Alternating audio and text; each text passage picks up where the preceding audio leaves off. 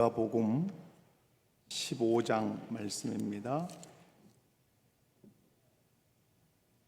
누가복음 15장 1절에서 7절 말씀까지 교독하겠습니다. 누가복음 15장 1절에서 7절 말씀 교독합니다. 제가 1절 읽고 여러분 2절 마지막 7절 다 같이 읽습니다. 모든 세리와 죄인들이 말씀을 들으러 가까이 나오니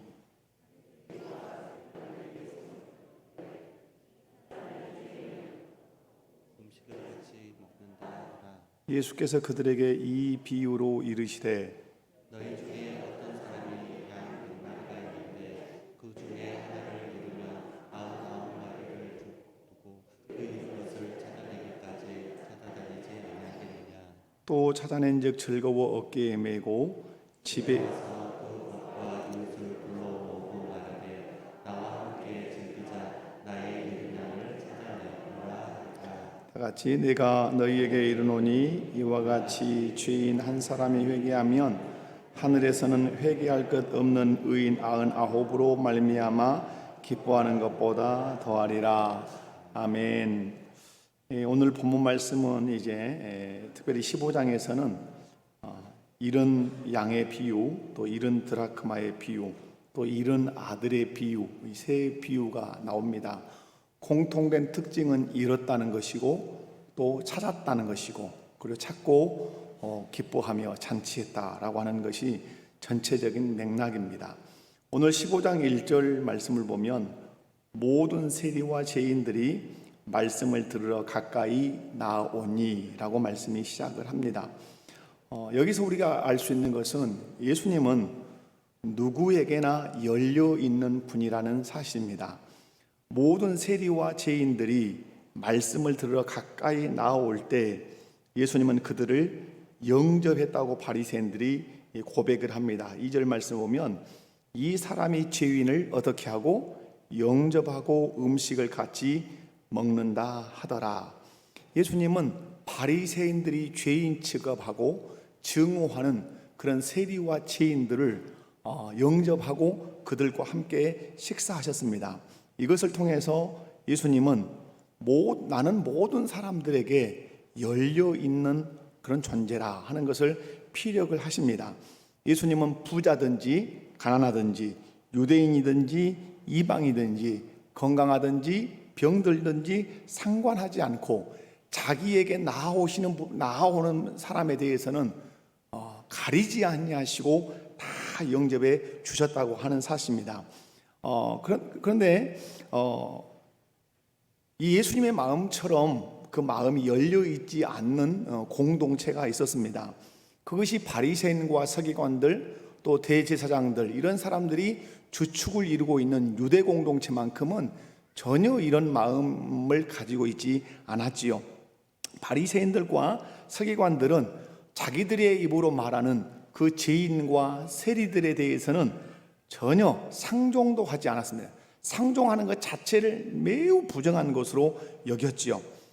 여기서 죄인은 우리가 생각하는 이제 죄인의 개념과 좀 포괄적이라고 하는 사실을 여러분 좀 기억하면 좋겠습니다. 유대인들은 죄인을 명시할 때 우리처럼 그냥 도둑질한다, 뭐 아니면 간음했다, 아니면 사기쳤다 이런 걸로 죄를 이렇게 명명하지 않고 율법과 장로의 유전이라고 하는 그 기준을 봐서 그 율법과 장로의 기준 밖에 있는 사람들은 이유 여하를 막론하고 다 죄인이라 이렇게 했어요. 그런데 이제 여기서 보면 그 죄인이라고 할 때는 세리 또 창기 그리고 직업적으로는 이렇게 목자 그리고 뭐 행인 이렇게 벗짐을 메고 다니면서 파는 이런 사람들까지도 다 죄인. 그러나 크게는 율법과 장로의 유전을 지키지 않는 그 장로의 유전과 그 율법 밖에 있는 모든 사람들을 이 유대 공동체는 죄인이라 이렇게 명명을 했습니다. 그런데 오늘 예수님은 그 유대 공동체가 죄인이라고 정의한 그들을 예수님은 영접하시고 또 그들과 식사를 함께 하셨다는 사실이에요. 여러분, 이유는 그들이 예수님께 나온 이유, 또 예수님이 그들을 영접하고 그들과 함께 식사한 이유는 뭘까요? 예수님은 왜 유대 공동체가 죄인이라고 정의한 그들을 맞이하시고 그들과 함께 식사했냐 말이죠. 그건 다 단연코 예수님이 보실 때 그들에게 예수님은 필요하다고 보신 거죠. 나는 그들에게 필요한 존재이기 때문에 맞이하신 거죠. 예수님은 이것을 통해서 오늘날 교회 공동체가 이웃에 대해서 어떤 태도를 취해야 되는지를 우리에게 가르쳐주는 말씀이라고 좀 받으시면 좋겠습니다. 교회 공동체는 예수 그리스도를 구주로 믿는 사람들의 특별한 공동체인 것은 사실입니다. 맞지요?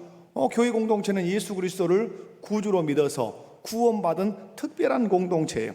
그럼에도 불구하고 세상의 모든 사람들에 대해서는 어떠한 공동체가 되어야 합니까? 예수님처럼 열려있는 공동체가 되어야 합니다. 누가 이 교회 가운데로 들어오든지 간에 우리는 그들을 영접하고 그들과 함께 식사할 수 있는 공동체가 되어야 된다는 사실이죠. 제가 이제 이 앞전 주 같은 경우에도 그 차별금지법 같은 이런 또 가정 건강한 가정 기본법 개정안 이런 말씀을 드리면서 동성애나 또 제3의 성이나 이런 부분을 말씀을 드렸지만 정말로 우리가 잘 생각해야 될 것은 그런 동성애자나 그 다음에 트랜스젠더나 이런 사람들이 교회를 올 때 우리는 어떻게 할 거냐? 여러분, 우리 어떻게 해야 될까요? 니네는 우리와 상종할 수 없는 죄인이니까 안 된다고 쫓아낼 거냐? 그건 아니라는 사실이죠. 교회는 그들을 받아들이고 그것이 성경이 말씀하는 죄라고 하는 사실을 가르치고 그리고 그 죄에서 벗어날 수 있도록 그 길을 제시해 주는 공동체가 돼야 된다는 사실이죠. 그런데 우리는 어떤 습관이 있냐면 그 사람의 행위를 가지고 그 사람 전체를 싸잡아서 갈라내는 공동체로부터 접근하지 못하게 하는 그런 습성이 우리 안에 있는 것은 사실입니다. 그래서 우리가 다시 늘 생각해야 되는 것은 사람이라고 하는 그 인격체 그 자체에 대해서는 늘 존중해야 하고 그의 행위에 대해서는 별개로 비판도 하고 판단도 하는 그런 자세가 필요한 거죠. 그래서 교회 공동체가 지금 복잡하게 지금 얽혀 있는 이런 차별금지법이나 이런 것에 대해서 우리가 바라볼 때 그런 법들은 절대 제정이 돼서는 안 되죠. 그리고 동성애자나 아니면 여러 어떤 성적인 타락을 가지고 있는 사람에 대해서는 교회는 어떤 마음을 가져야 되죠? 열린 마음을 가져야 되죠. 오늘 비유에서 예수님 말씀하죠. 예수님 양 100마리가 있는데 의인 99 꿀리에 있는 99을 보러 오신 것이 아니라 잃어버린 한 마리 양을 찾으러 오셨다고 말씀합니다. 그런 의미에서 우리가 그런 사람들에 대해서 열려있는 공동체가 되어야 된다 하는 사실이죠. 여러분, 이런 사명을 교회가 놓치면 자칫 예수 믿는 사람들만 위한 특별한 공동체인 것처럼 우리가 교회 공동체가 이 세상에 존재하는 그 존재의 의의를 우리가 놓칠 수 있다고 하는 사실입니다. 분명한 사실은 교회가 이 땅에 존재하는 의의는 다른 것 아니죠. 교회가 이 세상에 존재하는 그 존재의 의의는 세상의 많은 죄인들을 주께로 인도하는 그 사명을 감당하는 교회가 되어야 된다는 사실이죠. 다시 말해서 이스라엘이라고 하는 이 공동체를 하나님께서 세우셨지 않습니까? 이스라엘 공동체의 사명이 무엇입니까? 세상 이방 백성들을 하나님께로 인도하라고 하는 사명을 주셨단 말이에요. 통일하게 교회 공동체도 이 땅에 존재하게 하신 것은 세상의 죄인들, 하나님을 모르는 자들을 하나님께로 인도하는 공동체가 되도록 이 땅에 교회를 세우셨다고 하는 사실이에요. 분명한 사실은 예수님은 세리 죄인들이 예수님께 나올 때 너희는 세리니까, 너희는 죄인들이니까 너희는 나와 상종할 수 없어 하고 밀어내신 것이 아니라 그들을 환영하시고 그들과 함께 음식을 먹으셨어요. 오늘 비유로 말씀한다면 예수님은 그것을 기뻐하셨다는 사실입니다. 사랑하는 성도 여러분, 이것이 이제 우리 개인에게로 넘어오면 우리 성도인 나 한 사람이 사람을 대할 때 어떤 관점으로 어떤 마음으로 대할 것인가도 여기에 함께 포함되어 있어요. 우리는 사람을 가리는 습성이 있습니다. 여러분 가리시죠? 네. 여러분 가릴 수밖에 없어요. 우리는 예를 들어서 성범죄를 저지른 사람의 발목에다가 뭘 채우죠? 전자팔찌를 채우죠. 전자팔찌가 채워진 사람이 우리 곁에 있다고 하는 사실이 있다면 반드시 우리 핸드폰으로 뜹니다. 당신이 사는 반경 어느 영역에 이런 사람이 살고 있다고 얼굴까지 다 공개되죠. 핸드폰으로 다 와요. 안 받아보셨습니까? 안 받아보셨어요? 온단 말이에요. 와요. 당신이 사는 주변 어디 이 주거지에 이 사람이 살고 있다 이렇게 와요. 그 사람이 여러분 곁으로 오면 여러분 어떻겠어요? 사람을 가릴 수밖에 없겠죠. 그럼에도 불구하고 우리가 이해했어야 되는 것은 뭐죠? 그 사람을 받아들이려고 하는 마음을 가지셔야 된단 말이에요. 그게 누구 마음이죠? 예수님의 마음이죠. 엄청난 위험성이 있고 두려움이 있음에도 불구하고 교회와 성도는 그 사람을 받아들여서 예수 그리스도의 사랑으로 그들을 감동하고 감화시켜서 그를 변화시키겠다고 하는 그 마음가짐은 분명히 우리가 가져야 된다고 하는 사실입니다. 왜? 오늘 예수님께서 사람을 맞이하실 때 바리새인과 서기관들이 갖고 있는 관점으로 받아들이지 않으셨다고 하는 사실이에요. 죄인이라고 여기는 또 그 세리 창기들까지 예수님은 다 맞이하시고 그들과 함께 식사하셨어요. 이것이 교회 공동체가 가져야 할 태도고 교회 공동체를 이루고 있는 성도가 사람을 대하는 마음가짐이어야 한다는 사실을 기억하셨으면 좋겠습니다. 두 번째로 여러분 자신을 죄인이라고 인정하는 사람만 오늘 예수님께로 나아간다고 하는 사실을 좀 기억할 필요가 있겠습니다. 오늘 15장 1절에서 모든 세리와 죄인들이 말씀을 들으러 가까이 나올 때 여러분 2절에서 바리새인들이 말하죠. 이 사람이 누구를 영접했다? 죄인을 영접했다. 이것을 여러분 복합적으로 두 가지로 생각을 하시면 좋겠습니다. 바리새인의 입장에서 분명히 죄인입니다. 그러나 예수님께 나아가는 이 세리와 죄인들 이들 스스로도 자기를 누구로 생각하고 나갔을까요? 자기를 죄인이라고 생각하고 나갔어요. 여러분이 오늘 성경을 보면 자기를 죄인이라고 인정하지 않는 사람은 절대로 예수님께 나갈 수가 없어요. 그 대표적인 사람이 누굽니까? 이 바리새인과 서기관들이에요. 그러니까 어떤 한 사람이 예수님께로 나아간다고 하는 것은 전제되어 있는 거예요. 나는 누굽니다? 나는 죄인입니다 라고 하는 것이 전제되어 있는 거예요. 그러므로 오늘 본문에 세리와 죄인들이 예수님께 나아갈 수 있었던 것은 자기 자신을 예수님 앞에서 인정한 거죠. 나는 누구라고? 죄인이라고 인정한 거죠. 그러나 바리새인과 서기관들은 예수님께 나아가지 않았어요. 이유가 뭐죠? 이유는 다른 데 있잖아요. 나는 누구 아니다. 나는 죄인이 아니라고 하는 이 분명한 생각을 가지고 있었기 때문에 예수님께 나아가지 않아요. 도리어 자기를 죄인이라고 인정하고 예수님께 나아가고 또 예수님이 그들과 식사하는 것을 보면서 수군거렸을 뿐이에요. 여러분 오늘도 동일하죠. 오늘도 누가 예수님께로 나아가는가? 누가 예수님께 나아올까요? 자기 자신을 죄인이라고 인정하는 사람만 예수님께로 나아간다는 사실이에요. 그래서 여러분 죄인이라고 인정하는 사람은 절대적으로 그에게 필요로 하는 것이 있습니다. 그것이 무엇입니까? 은혜고 긍휼입니다.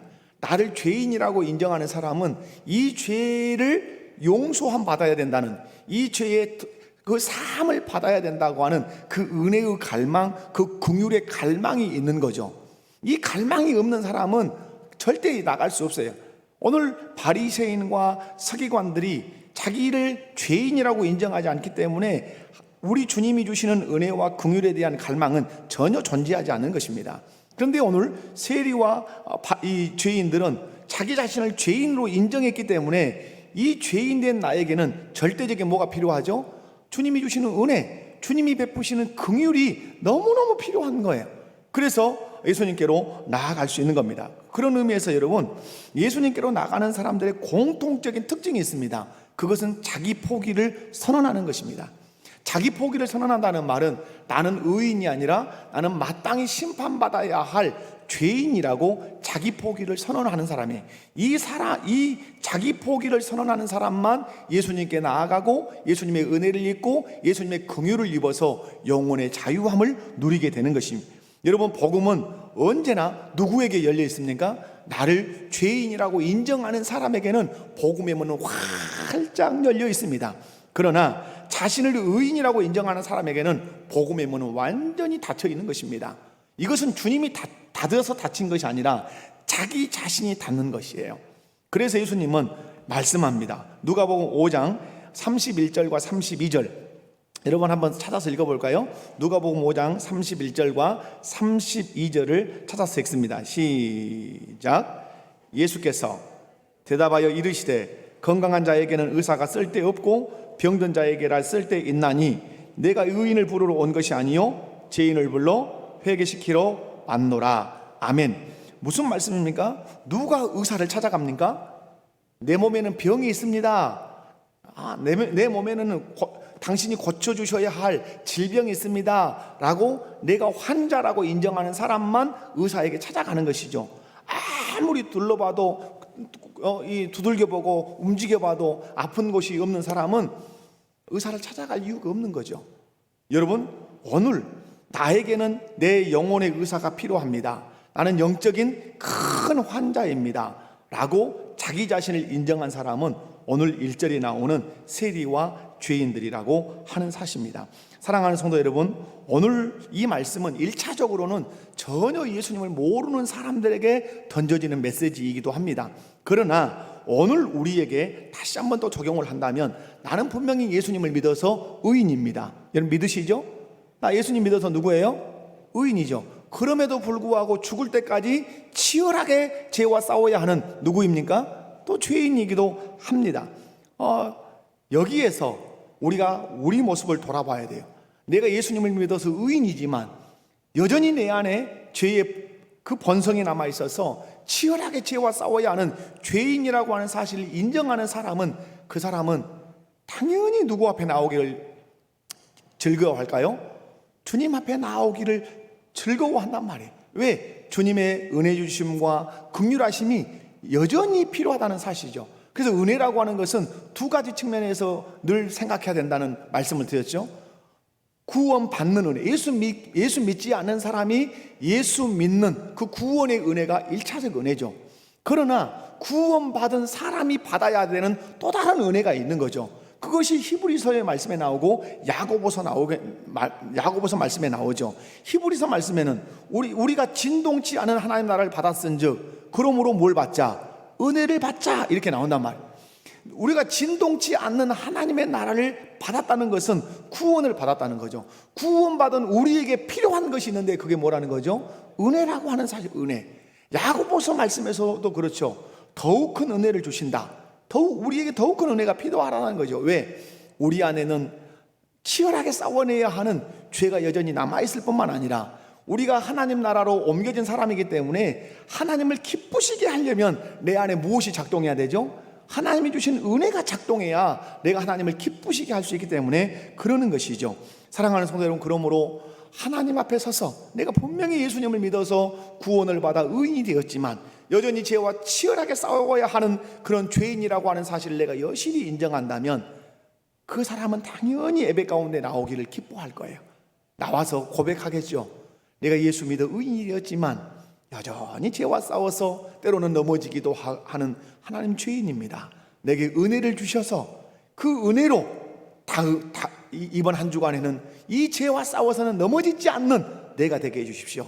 내가 예수님을 믿어서 의인 되어서 진동치 않은 하나님 나라를 유업으로 내가 받았는데, 그렇다면 그 하나님 나라의 주인 대신 하나님을 기쁘시게 할 수 있도록 내게 은혜를 주시고 나를 긍휼히 여겨달라고 이 예배의 자리에 나와서 간절히 기도하겠죠.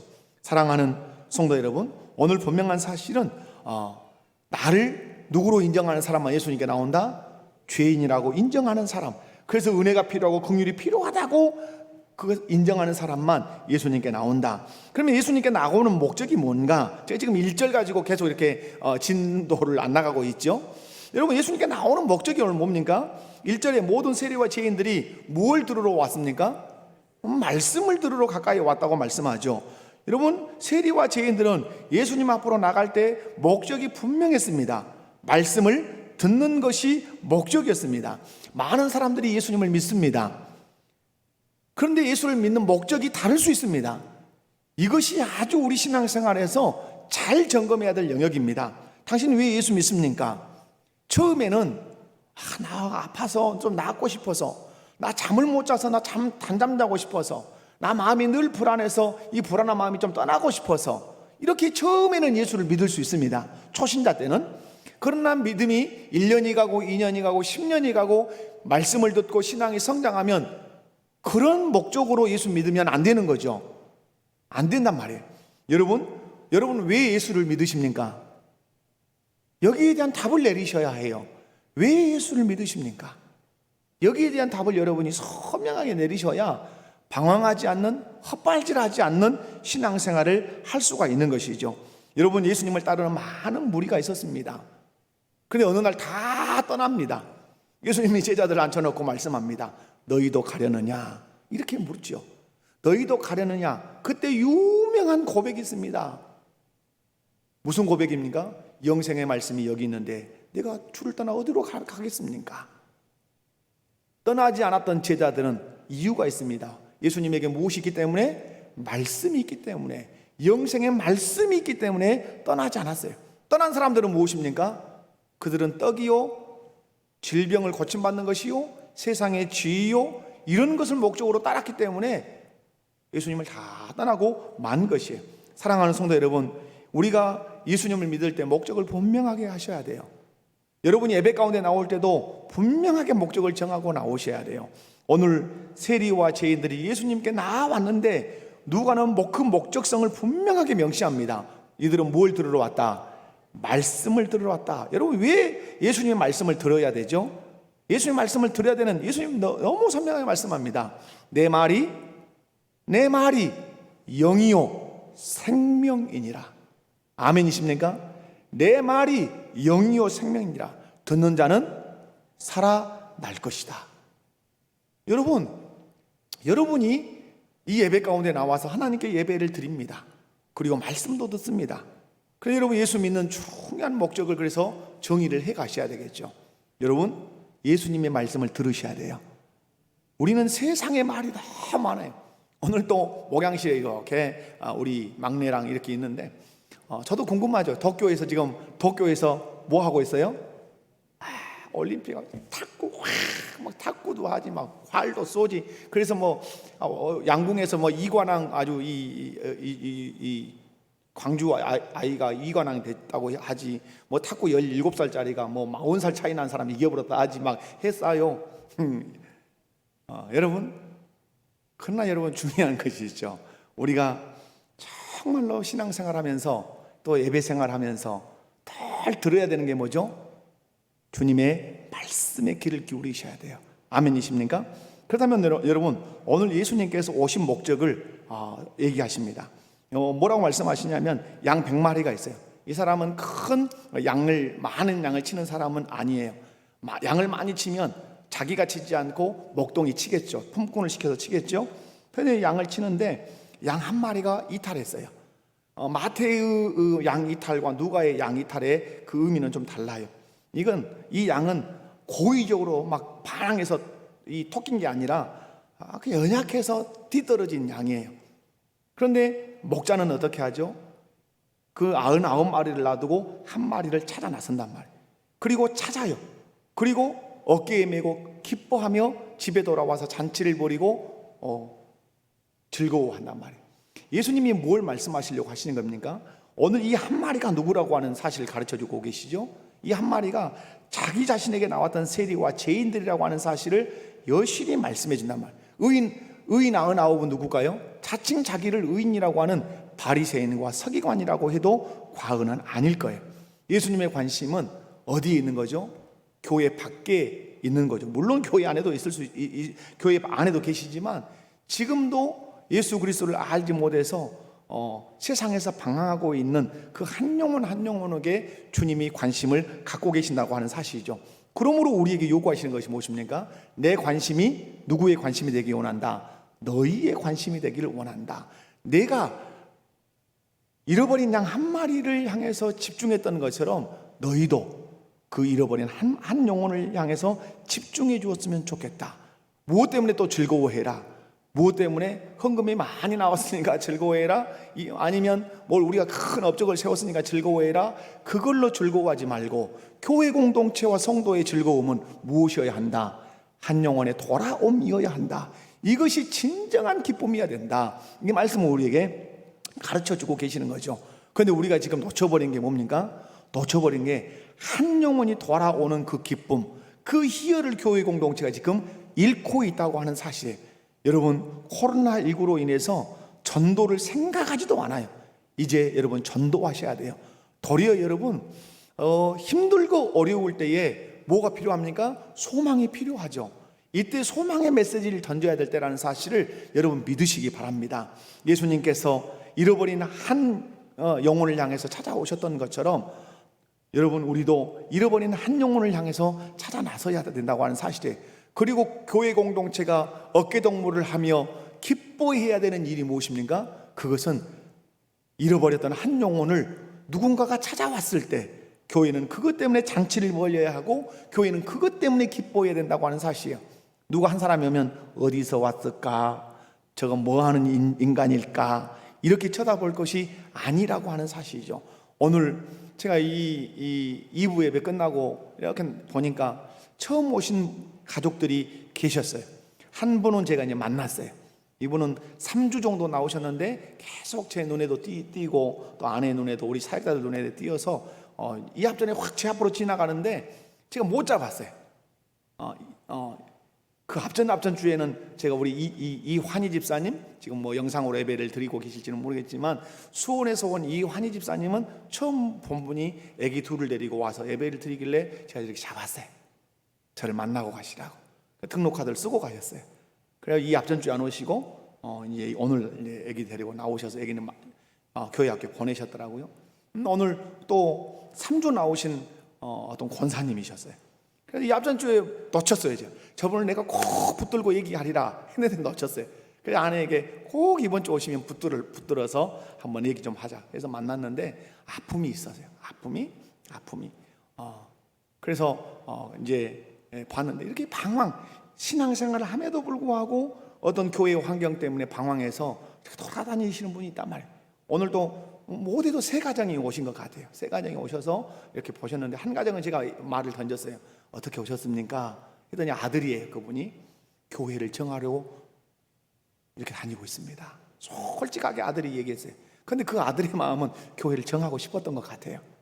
제가 그러면 만나고 가세요. 그랬더니 어머니가 한 번 더 다녀보자 이러시고 내려가셨어요. 여러분 우리의 시선이 밖을 향하셔야 돼요. 여러분 예수 믿지 않는 그 영혼을 향해서도 우리가 마음을 쏟아서 전도해야 될 뿐만 아니라 교회 문제로 가슴앓이 하는 그 아픈 영혼들이 있어요. 진짜 여러분 그런 얼마나 아프겠어요. 그런 분들이 방황하지 않도록 잘 인도하는 것도 본교회로 돌아가는 것이 제일 좋은 것이지만 그렇지 않는다면, 그래서 제가 우리 선배들한테 물어봐요. 목사님 선배들한테 이렇게 주변 교회에서 오시면 이거 어떻게 합니까? 그랬더니 우리 목회 선배님들의 답은 동일합니다. 거의 다 똑같습니다. 받아들여라.